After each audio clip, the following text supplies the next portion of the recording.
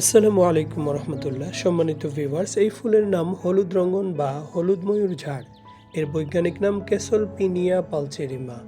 এটি ফেবাস পরিবারের একটি উদ্ভিদ, যার ইংরেজি নাম ইয়েলো পিকক ফ্লাওয়ার বা ইয়েলো ডুয়ার্ফ পয়েন্সিয়ানা। এর উৎপত্তি স্থান মধ্য ও দক্ষিণ আমেরিকা, তবে এখন প্রায় সকল উষ্ণ অঞ্চলীয় দেশে জন্মে। গাছের আকার প্রায় 1.5 থেকে 3 মিটার পর্যন্ত লম্বা হয়। পাতা দ্বিপত্রযুক্ত, প্রতিটি পত্রে অসংখ্য ছোট ডিম্বাকৃতি পাতা থাকে।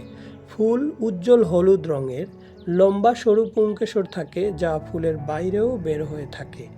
ফুল ফোটার সময় সাধারণত গরম ও বর্ষার মৌসুমে এই গাছে সমতল শুঁটির মতো ফল হয়, ভিতরে শক্ত বাদামি বীজ থাকে।